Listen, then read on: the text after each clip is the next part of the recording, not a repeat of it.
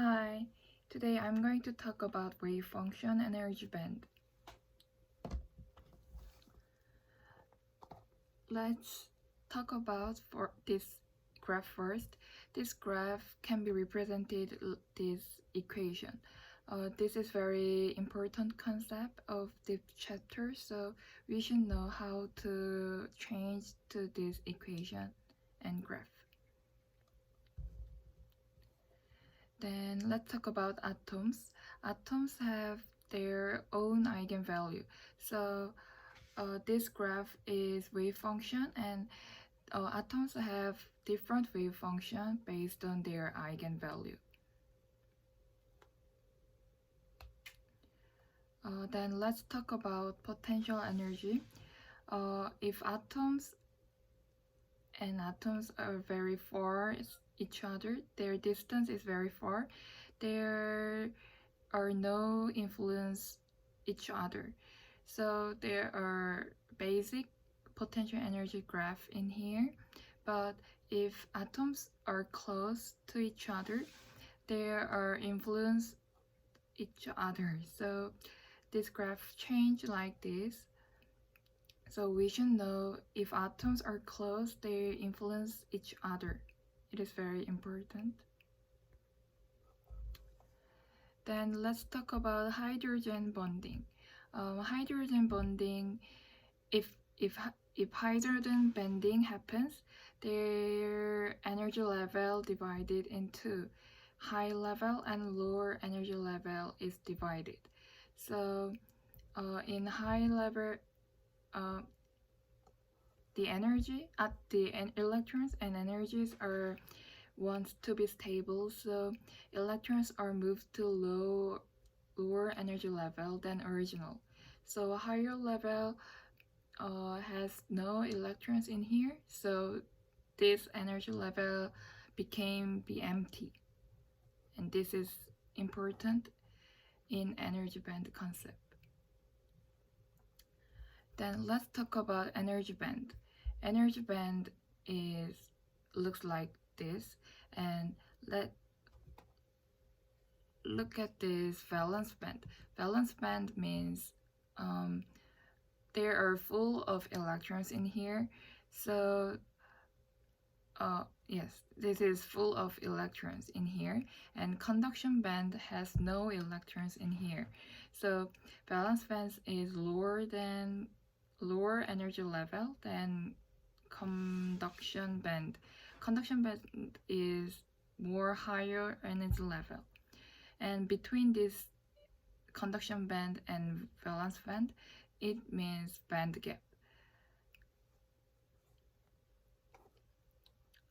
Then let's talk about mobile carrier, and this is conduction band and this is valence band. If we put some force in here, electrons gets force and they have energy. So electron moves to conduction band in valence band. So they move like this, and the electron which is moved to higher energy level we call it is mobile carrier. Then after electrons move to conduction band, we can find a hole in valence band. This hole behave like positive charge in valence band. This is very important to flow or current in this metal. Then let's look these three band gaps. In insulator, there are very big energy gap between the conduction band and valence band.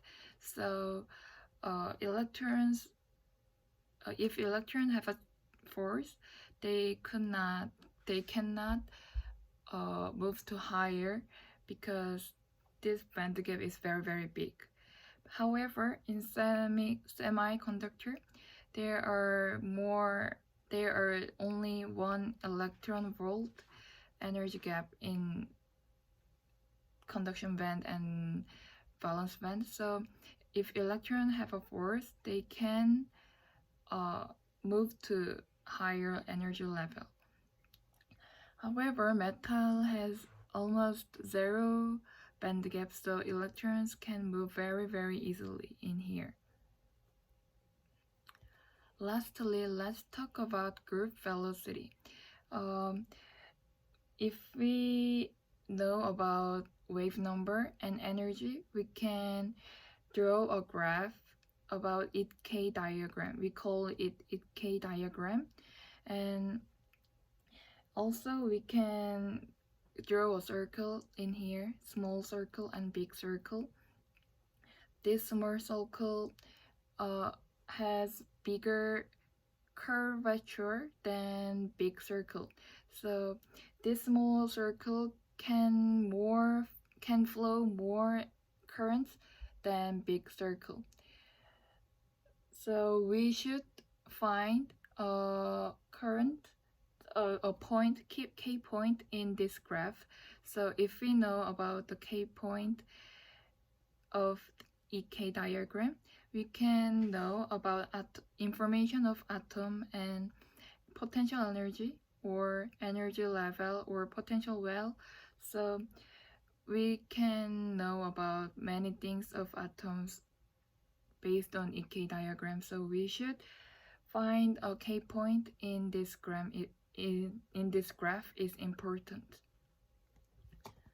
So today we talk about a wave function and energy band and group velocity. Thank you for watching my video. Bye.